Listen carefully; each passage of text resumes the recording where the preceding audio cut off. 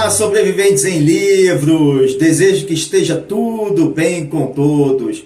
Wolfgang Amadeus Mozart foi um dos compositores mais influentes e prolíficos do período clássico, que sempre demonstrou um raríssimo e extraordinário talento musical desde os seus 3 anos de idade, em instrumentos de corda, mas que tem teclado, tipo cravo, piano e outros, e até em composição. Abrindo parênteses aqui, piano e cravo são instrumentos de corda.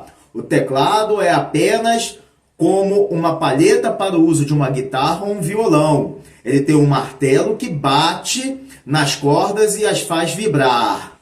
A gente tem que prestar atenção nisso. Seu pai, Leopold Mozart, também era um músico e compositor muito respeitado e o levou em várias viagens pela Europa para que o garoto Wolfgang e sua irmã Nannerl pudessem se apresentar para públicos de reis, nobres e aristocratas. O gênio Mozart compôs vocês têm ideia? Mais de 600 obras, mais de 600 sinfonias, concertos para piano, músicas de câmara e muitas outras peças também, entre as quais são de altíssimo quilate as óperas As Bodas de Fígaro, Dom Giovanni e A Flauta Mágica. Mas se na profissão o rapaz era um fenômeno, era fenomenal, a vida pessoal de Wolfgang era caótica, cheia de relacionamentos extraconjugais, graves problemas financeiros ao longo da sua vida e de acordo com muitos biógrafos, até alcoolismo também. E todos esses problemas, mesmo com a sua genialidade musical, não conseguiram garantir a estabilidade, culminando com o trágico fim de sua vida. E eu vou contar para vocês, no decurso desse vídeo, desde quando eu conheci Wolfgang Amadeus Mozart, a sua obra. Mas isso vai ficar mais adiante. E agora vamos ao nosso dedinho de prosa sobre o maior dos compositores e uma das suas peças mais incríveis, A Flauta Mágica. Sobreviventes, com certeza Mozart dispensa quaisquer apresentações. Certamente o mais amado entre todos os amados compositores clássicos, se transformou em símbolo pop da música. Mas há muito do homem por trás do mito. O precoce Johannes Chrysostomos Wolfgangus Theophilus Mozart, esse é o nome dele, que anos depois preferiu ter o seu nome Theophilus traduzido nas versões francesa e germânica, respectivamente, para Amadé e Gottlieb, que significam aquele que ama Deus. Curiosamente, a forma latina Amadeus foi muito pouco usada. Ele nasceu em uma tradicional família musical no dia 27 de janeiro de 1756, em Salzburg, na Áustria, onde houve muitas comemorações em torno dessa data festiva. 274 anos de nascimento. A cidade, claro, que respira e sonha música.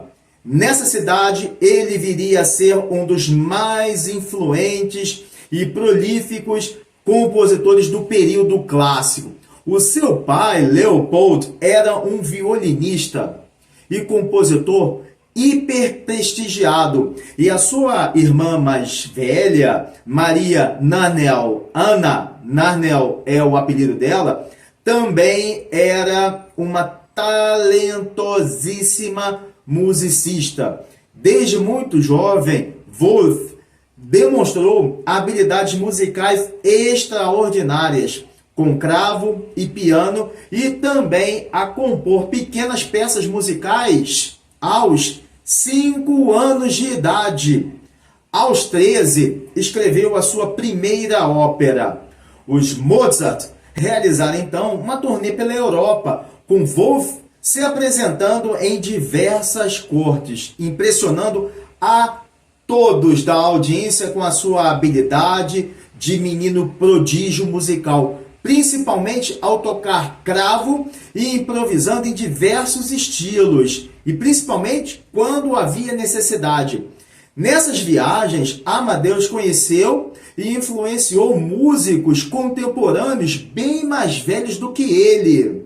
Em 1781, mudou-se para o vibrante centro cultural da época, Viena, onde conquistou enorme sucesso e reconhecimento como compositor de óperas, música de câmara, sinfonias, concertos e pianista. Mas, ainda que Wolf tenha sido íntimo do sucesso profissional, ele sempre enfrentou gravíssimas dificuldades financeiras ao longo de toda a sua vida, principalmente a partir do seu tumultuado casamento com Constance Weber, em 1782, com quem teve 6 filhos, numa época que era muito diferente da época atual, porque desses filhos todos, apenas 2 sobreviveram até a fase adulta. Havia uma altíssima mortalidade infantil naqueles tempos. Mozart faleceu prematuramente em 5 de dezembro de 1791, aos 35 anos de idade, em circunstâncias até hoje ainda não esclarecidas. Lamentavelmente, o fim da sua vida privou o mundo da música mais harmônica que nenhum ser humano foi capaz de produzir, de criar, de imaginar novamente. Só que entre claves de sol e claves de fá existe uma corda cuja nota continua até hoje sem ter sido escrita em partitura. Antonio Salieri, que viveu no período entre 1750 a 1825. O compositor italiano ao longo dos séculos, ligado a especulações surgidas após o falecimento do austríaco. Fontes dizem até que ele, Antonio Salieri, poderia ter provocado a apresentação antecipada de Mozart no palco dos Anjos. Viena era uma cidade de ambiente muito competitivo para músicos e compositores daquela época, com patronos em busca de novos talentos e compositores. Por seu turno, em busca de reconhecimento e oportunidades, estavam esses artistas todos em busca desses mecenas. Na segunda metade do século XVIII, Salieri era um dos compositores mais respeitados na cidade, principalmente por ocupar o cargo de Kapellmeister na corte imperial dos Habsburgo, quando Mozart surgiu. Logo passou a ser admirado como um novo prodígio musical. Foi esse cenário que Mozart encontrou quando já estava Salieri muito radicado artisticamente na corte, na sociedade. A lenda urbana de uma rivalidade insana entre Salieri e Mozart, contra Mozart, foi criada no século XIX, após a popularização do drama Mozart e Salieri do escritor russo Alexander Pushkin, que viveu entre 1799 e 1837. No ano de 1979, já no século XX, a peça teatral Amadeus, do dramaturgo inglês Peter Shaffer, que que viveu entre 1926 e 2016, até recentemente, também contribuiu para toda essa lenda urbana, todo esse mito entre uma possível rivalidade entre Mozart e Salieri. E tudo voltou à tona quando Amadeus, a peça do inglês, do dramaturgo inglês, foi adaptada para o cinema pelo diretor tcheco-americano Miloš Forman, em 1984. E esta película venceu 8 estatuetas do Oscar. E de acordo com essa lenda urbana, ou lenda musical, Salieri teria envenenado Mozart por inveja do seu talento precoce. Mas não há provas históricas para essa teoria ou relatos que digam que Mozart e Salieri fossem inimigos. Muito pelo contrário. Registros atestam que eles tinham um relacionamento profissional e cordial e admiravam mutuamente o trabalho um do outro. Antonio Salieri, de fato, admirava a musicalidade e a música de Mozart. E são dois elementos diferentes: musicalidade interna de Mozart e música produzida pelo jovem compositor. E a ensinava, vejam bem, Antonio Salieri ensinava para muitos de seus alunos, entre eles alguns que se tornariam compositores muito famosos como Beethoven e Schubert. Ele era professor dessas pessoas, desses futuros compositores, e ensinava os textos musicais de Mozart.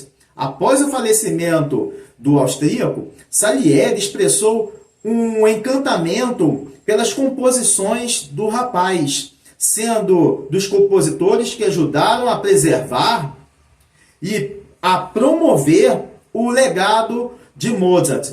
Fora da pseudo-rivalidade Salieri-Mozart, o fato é que cada qual com seu estilo, Mozart e Salieri contribuíram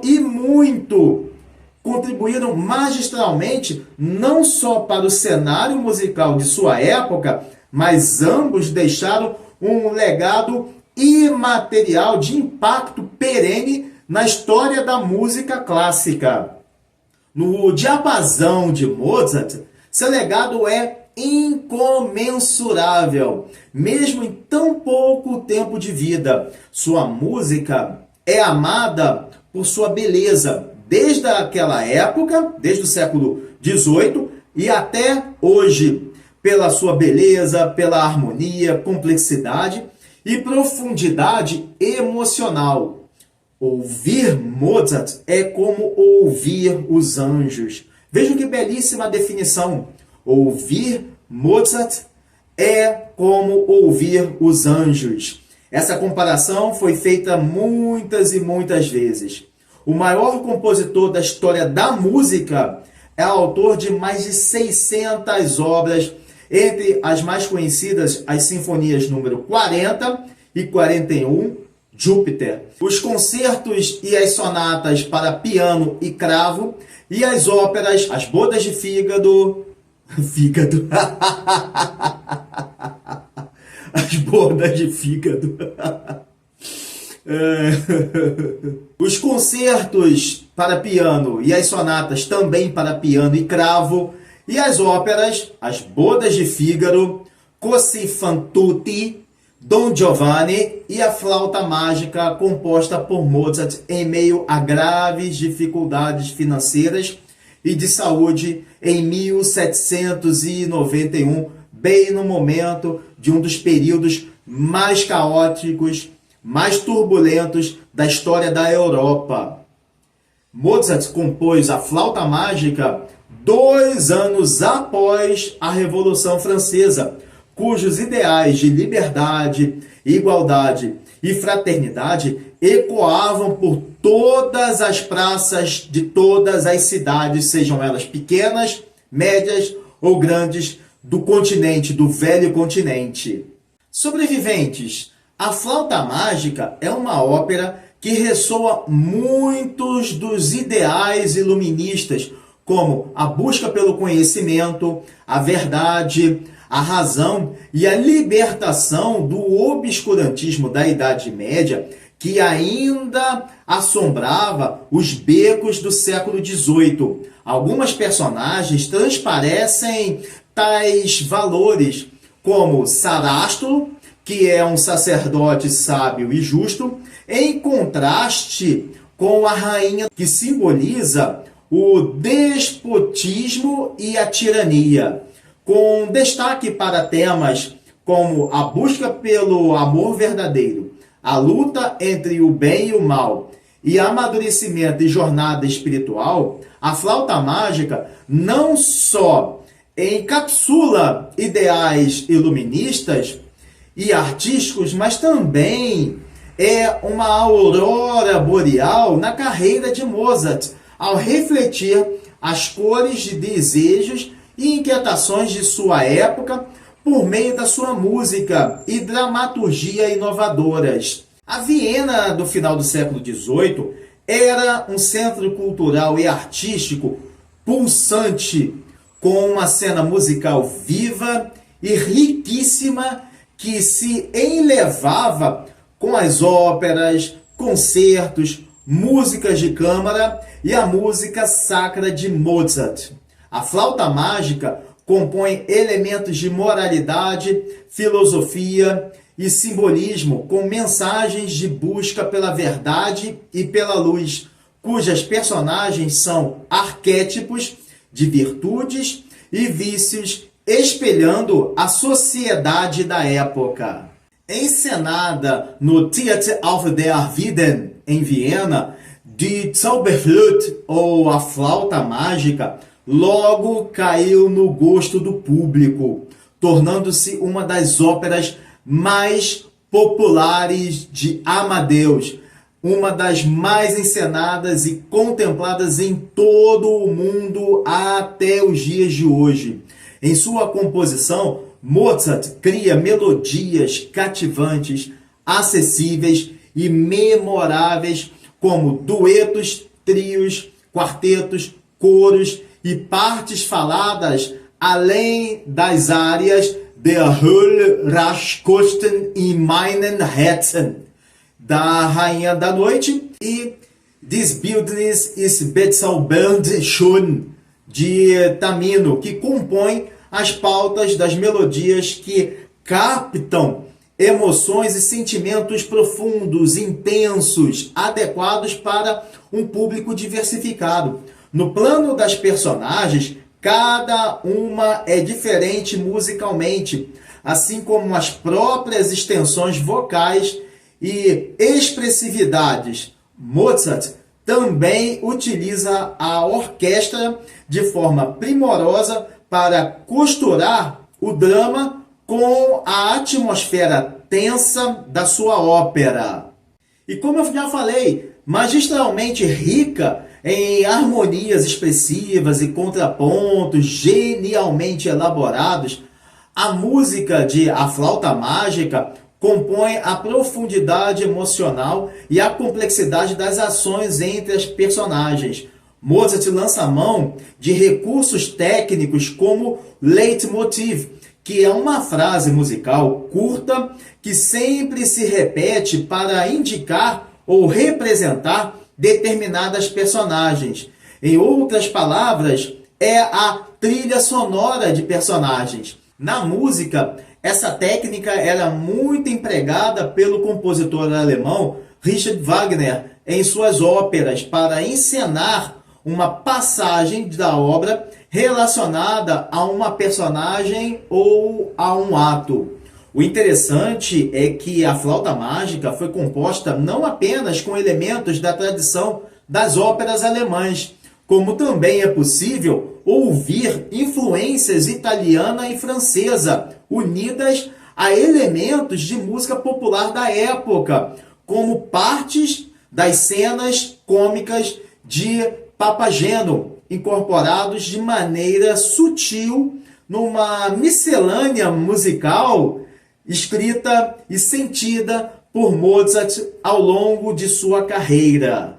A flauta mágica, que foi composta em alemão clássico no final do século XVIII, além das pautas musicais, tem em seu texto uma fusão de expressão emocional e dramática ao narrar a história de forma vívida e envolvente em 2 atos por meio de uma ópera cantada e recitada, áreas emocionantes, duetos encantadores, coros vibrantes e conjuntos musicais sublimes que incorporam o drama da história, pautam a variação da linguagem musical absurdamente rica em estilos de Mozart, que fazem de Zauberflöte uma obra atemporal admirada por audiências de todas as idades e origens culturais e linguísticas diversificadas. A estreia ocorreu em Viena no ano de 1791, 2 anos depois da Revolução Francesa. Vejam como estava o cenário da Europa. A capital da Áustria assistiu a uma ópera que transcendia elementos de fantasia, contos de fada, drama, comédia e filosofia iniciática, misticismo por meio de sua belíssima música composta pela complexidade de personagens e enredos em 2 atos. Em linhas gerais, podemos dizer que a flauta mágica gira em torno do príncipe Tamino, enviado pela Rainha da Noite para resgatar a sua filha Pamina, que foi sequestrada pelo sacerdote Sarastro. Com a ajuda do pássaro mágico Papageno e de uma flauta mágica, Tamino e Pamina enfrentam desafios para comprovar a sua virtude e o amor verdadeiro entre eles. No ato primeiro, o príncipe Tamino é perseguido por uma serpente. Quando ele desmaia, é salvo pela Rainha da Noite e suas 3 damas que matam a cobra. Ao acordar, Tamino descobre que Pamina, filha da Rainha da Noite, havia sido sequestrada por Sarastro, o sumo sacerdote do Templo do Sol. Ao ver um retrato, uma pintura da moça, Tamino fica absolutamente encantado, tomado por uma magia, pela magia do amor. A Rainha da Noite promete-lhe a mão da filha em casamento como recompensa para o resgate. E claro que o príncipe Tamino aceita. Em seguida, a Rainha da Noite entrega ao príncipe uma flauta mágica. E para ajudá-lo na missão, Tamino conta com a companhia de Papageno, um ingênuo e engraçado caçador de pássaros, e mais 3 jovens que vão guiar a dupla até o palácio de Sarastro, onde Pamina é mantida em cativeiro com o mouro Monostastos de guarda. Ao chegarem no Templo do Sol, somente Papageno entra, mas fica muito assustado quando se depara com Monostastos e prefere se esconder. Mas quando o mouro tenta beijar Pamina à força, o sacerdote Sarastro aparece a tempo de impedi-lo e o repreende. Então, o sacerdote faz uma revelação surpreendente. Ele confessa a Pamina, a princesa Pamina, tê-la sequestrado para, na verdade, proteger a jovem da influência maligna de sua própria mãe, a Rainha da Noite.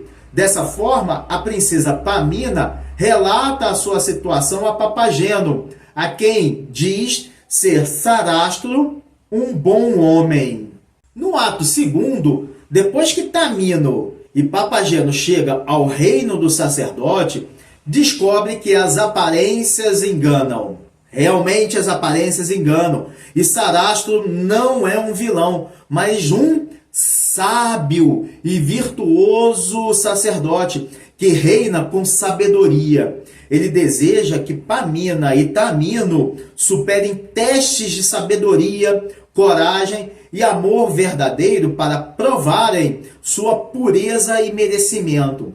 Pamina e Tamino estão juntos, mas eles não podem se falar. Papageno, por sua vez, encontra a sua própria companheira, Papagena, e ambos se divertem sonhando com um futuro promissor juntos, mas logo são separados. O clímax da ópera é quando Tamino e Pamina enfrentam com sucesso todas as provações e recebem as bênçãos dos deuses. De repente, a rainha da noite e suas damas tentam invadir o templo do sol, destruir Sarastro e também o seu reino, mas elas são derrotadas.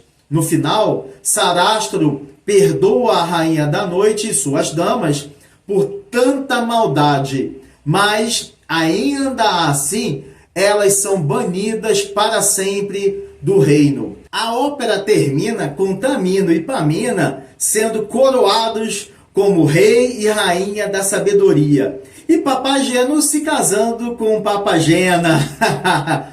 Todos celebrando juntos o triunfo do amor verdadeiro, da virtude, da luz e da verdade sobre as trevas. Sobreviventes, Mozart combinou uma história cheia de pinceladas de contos de fada, filosofia, moralidade, comédia, drama e fantasia com música sublime, música dos anjos para orquestrar temas como o triunfo do amor verdadeiro sobre os obstáculos, a amizade, a busca pela sabedoria, a importância da virtude e a jornada espiritual rumo à iluminação espiritual, para tornar a sua flauta mágica uma obra-prima atemporal que continua a encantar público de todas as idades em todo o mundo. A flauta mágica não apenas reflete o contexto cultural e intelectual da Viena do final do século XVIII, mas também permanece como um testemunho duradouro da genialidade de Mozart e de seu domínio tanto da música, com o seu estilo maduro e versátil, incorporando uma variedade de influências e técnicas musicais, quanto da dramaturgia rica em elementos de mitologia.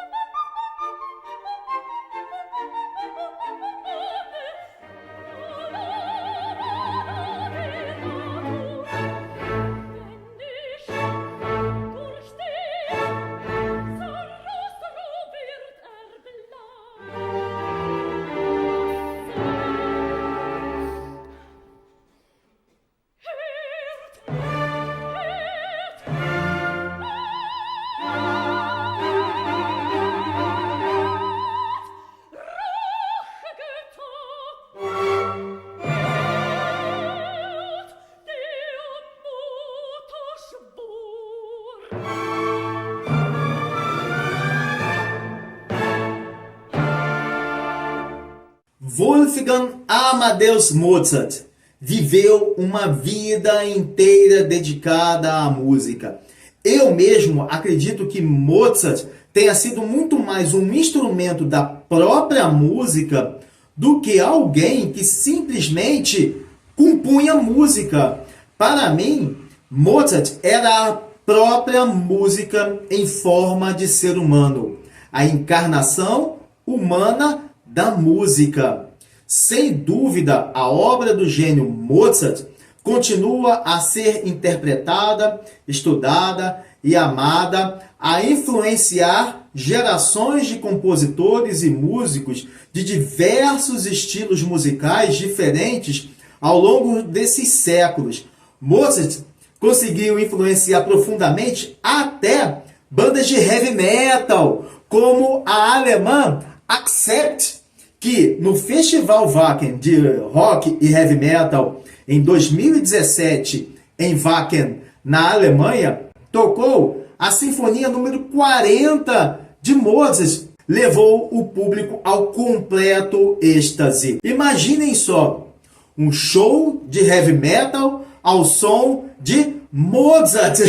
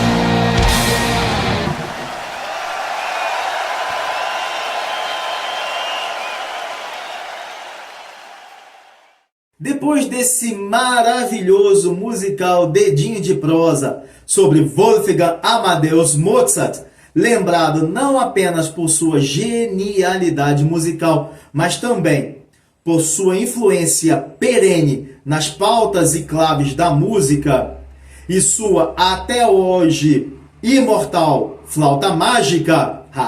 Pensaram que ele iria me esquecer? De forma alguma. Eu conheci Mozart. Vou contar para vocês como. Eu deveria ter aproximadamente 9 anos, 8 anos de idade. Era 1984 ou 1985, quando o filme do diretor Milos Forman, Amadeus, foi lançado. Eu me lembro que eu estava na casa de minha tutora, a professora Neuza.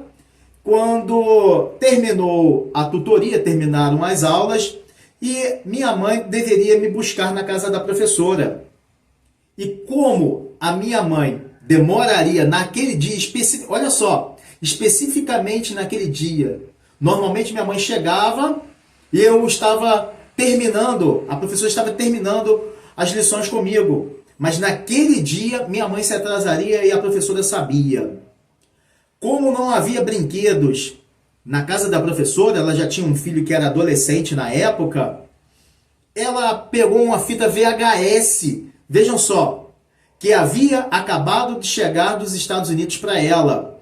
Inseriu, não havia legendas em português, e aí é que está o mais fascinante de tudo. 3 horas de filme. Ela começou a exibição para mim, e eu fui tomado pela energia das cenas iniciais. Quem viu o filme se lembra como acontece a cena de abertura, o que narra a cena de abertura do filme. E eu fui tomado por aquelas imagens, com a gravidade sonora daquela música, que anos mais tarde eu viria a saber que se tratava do Requiem, e comecei a ver o filme. Claro que eu não estava entendendo nada do inglês, mas eu sentia a vibração, eu sentia a energia do filme. E quando a minha mãe chegou, eu não quis ir embora. Eu assisti as 3 horas de filme, envolvido naquele circuito de notas musicais e imagens, e só fui embora. Já havia noite, eu me lembro, isso ficou muito marcado. Observe como os sons, as imagens marcam a infância. E isso determinou profundamente o meu amor pela música, tal qual Mozart. E para mim, evidentemente, ele é o maior compositor. Aquele que mais toca realmente a minha alma. Aquele que tem a música angelical, a música dos anjos.